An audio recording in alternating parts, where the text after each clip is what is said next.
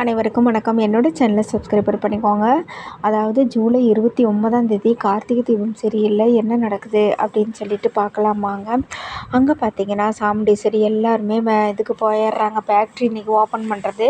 அங்கே சிவனாண்டி என்னடான்னா சாக்கு வச்சுருப்பாரு. அதாவது சாக்கு அடித்து சாமுண்டீஸ்வரி சாகணுன்னு சிவனாண்டி அவங்க ஒய்ஃப் சந்திரகலா, அதாவது சாமுண்டீஸ்வரி தங்கச்சி 2 பேரும் பிளானை போட்டிருப்பாங்க. அதே மாதிரி பார்த்தீங்க அப்படின்னா அந்த மேனேஜர் நைட்டு ஃபுல்லாக அங்கே வேலை பார்த்தா அவர் ரொம்ப நல்லவர்.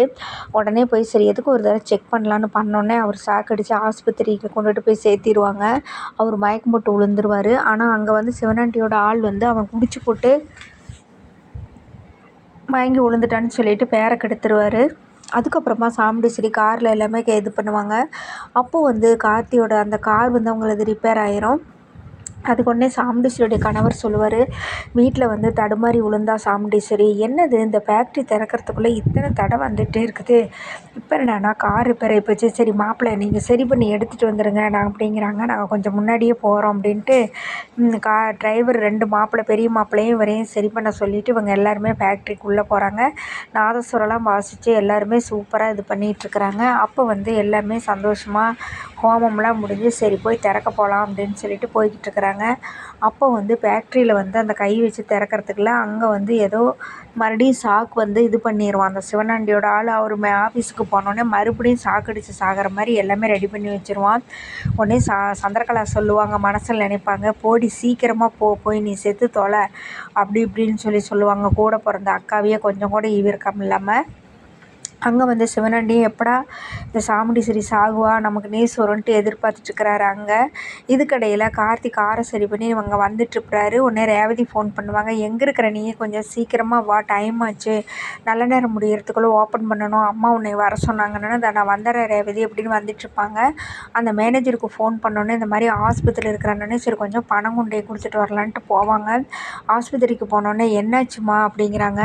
ஐயா நைட்டு ஃபுல்லாக அங்கே வேலை பார்த்துட்டு இருந்தார், காலையில் எழுந்திரிச்சு ஏதோ புருஷன் குடிச்சு போட்டு மயக்கம் போட்டு விழுந்துட்டான்னு எனக்கு ஃபோன் வந்ததுங்க ஐயாங்கிறாங்க.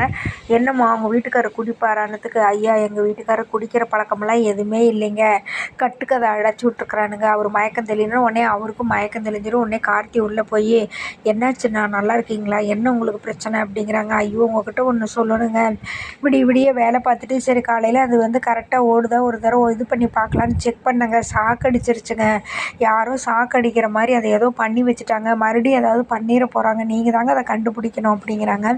சரி நான் பார்க்குறேன் அப்படின்ட்டு வேகமாக மறுபடியும் ஐயோ அங்கே என்னாச்சு சரினான்ட்டு வாங்க வேகமாக போய் பார்க்கலான்ட்டு அவங்களுக்கு பணத்தை கொடுத்துட்டு கார் எடுத்துகிட்டு வேகமாக ஒடியாராங்க. கார்த்தியும் அவங்க பெரிய சகலை 2 பேரும் முடியாந்து எப்படியாவது காப்பாற்றணுன்ட்டு வேகமாக ஒடியாந்துட்டுருக்குறாங்க. இங்கே என்னடான்னா எல்லாமே ரெடி பண்ணி போய் கை வச்சு ஓப்பன் பண்ணுற நிலமையில் இருக்கிறாங்க. சாமுண்டீஸ்வரி போய் சரின்ட்டு கையை வச்சு ஓப்பன் பண்ண போகிறாங்க.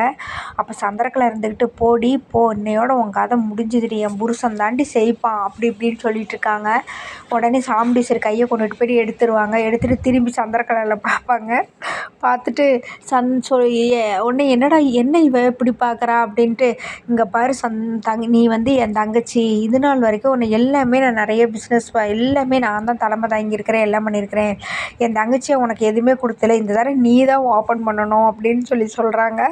ஐயோ இவ என்ன புதுசாக இந்த கதை கலந்துட்டுருக்குறா, நான் போய் ஓப்பன் பண்ணால் நான் பரலோகம் போய் சேர்ந்துருவனே, ஏண்டி இப்படி பாசத்தை இந்த சமயத்தில் கொட்டுற, நீ சேக்கடிச்சு செத்து போவான்னு பார்த்தா நம்மளே சாவு வச்சிருவாளாட்டிருக்குது அப்படிங்கிறாங்க. அப்படின்ட்டு அக்கா அதெல்லாம் வேணாங்க்கா அப்படி இப்படின்னு சொல்லிவிட்டு கடைசியில் அக்கா ரேவதி ஓப்பன் பண்ண சொல்லுக்கா, அவள் தாக்கா ராசியானவ அப்படி இப்படின்னு மனசை மாற்றி விட்றாங்க. கரெக்டாக ரேவதி ஓப்பன் பண்ண போகிறாங்க. கார்த்தி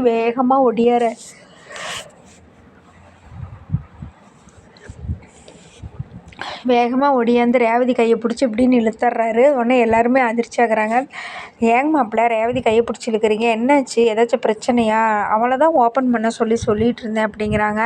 அத்தை அதில் சாக்கு இருக்குதுங்க அத்தை, சாக்கு இது பண்ணிட்டாங்க அப்படின்னோடனே என்ன மாப்பிள்ள சொல்கிறீங்கன்னு எல்லாரும் அதிர்ச்சி ஆகுறாங்க.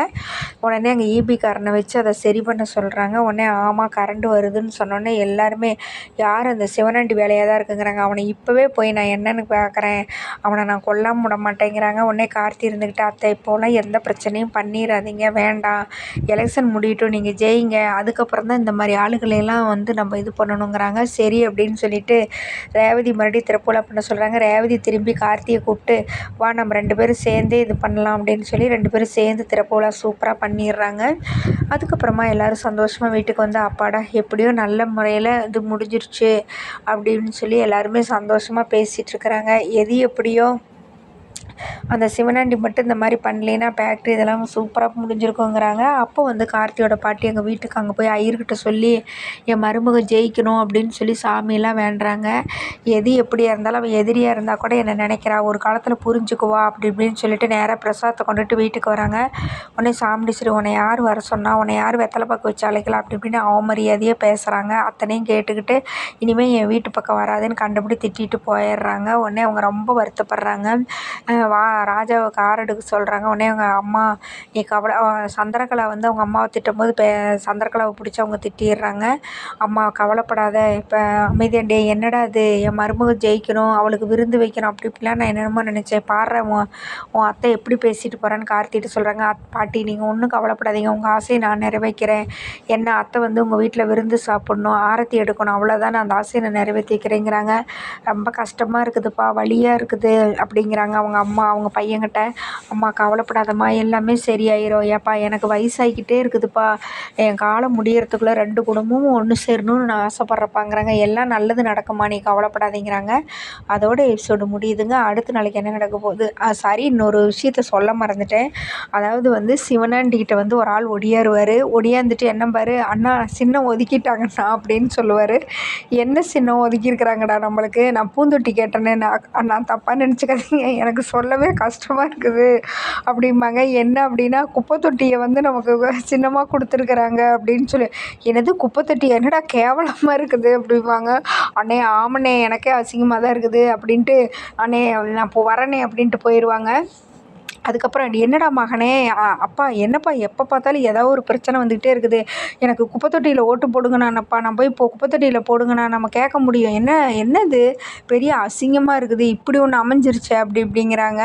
அதுக்கு ஆமாடா மகனே, கொஞ்சம் கஷ்டமாக தான் இருக்குது, என்ன பண்ணுறது, வேறு வழி இல்லை, டே நம்ம ஏன்டா அந்த சாமுண்டீஸ்வரியை தூக்கி குப்பை தொட்டியில் போடுங்கன்னு நம்ம ஓட்டு கேட்போம், இல்லை அப்படின்னா நம்ம கிட்டதையெல்லாம் அழித்து தூக்கி குப்பை தொட்டியில் போடுங்க அப்படின்னு கேட்போம். எப்படியே ஒன்று இங்கே பாரு தம்பி, அரசியலுக்குன்னு வந்துட்டோம், அங்கே பாரு நமக்கு எல்லாமே பாதகமாக தான் வரும், பாதகத்தை பூரா ஜாதகமாக்கிக்கிறது தான் அரசியல் திறமை, அதனால் நீ ஒன்றும் கவலைப்படாத, நம்ம தான் ஜெயிக்கிறோம் அப்படிங்கிற மாதிரி அவங்க ஒரு பக்கம் சொல்லிகிட்டு இருக்கிறாங்க. இதோட எபிசோடு முடியுதுங்க. நன்றி, வணக்கம்.